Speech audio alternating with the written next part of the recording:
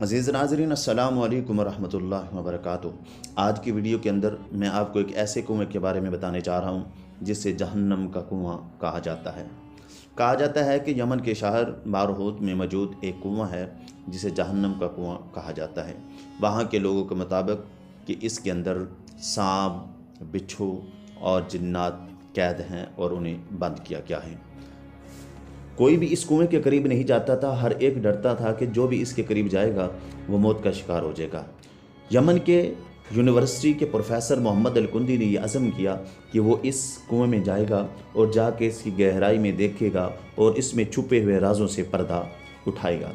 آخرکار ایک مرتبہ محمد الکندی نے اپنے ساتھیوں کے ساتھ اس گہرے کنویں میں جانے کا ارادہ کیا۔ لوگوں نے کہا کہ محمد الکندی سے اگر آپ جا رہے ہیں تو آپ موت کا شکار ہو جائیں گے، آپ اس کنویں میں نہ جائیں۔ لیکن محمد الکندی نے یہ عزم اور مصمم ارادہ کیا کہ وہ اس گہرے کنویں میں ضرور جائیں گے۔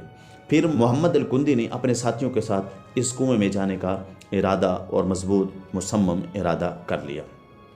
محمد الکندی جب اپنے ساتھیوں کے ساتھ 360 فٹ گہرے اس کنویں میں جب گئے تو بتاتے ہیں کہ وہاں جا کر لوگوں کی کہانیوں کے مطابق کہ اس کے اندر جنات کو قید کیا گیا، ہمیں ایسی کوئی چیز وہاں پر نہیں ملی۔ اور جب ہم نیچے گئے وہاں پر مردہ جانور اور ساتھ سانپ وغیرہ موجود تھے اور کہیں کہیں موتی بھی خوبصورت نظر آ رہے تھے۔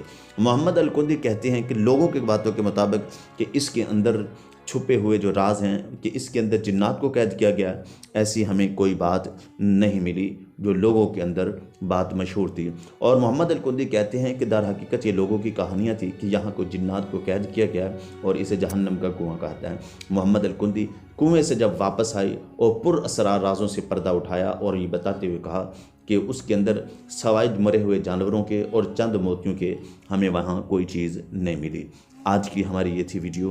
اگر آپ کو پسند آئے ہمارے چینل کا بھی خیال رکھیں، ہمیں دعاؤں میں یاد رکھیں۔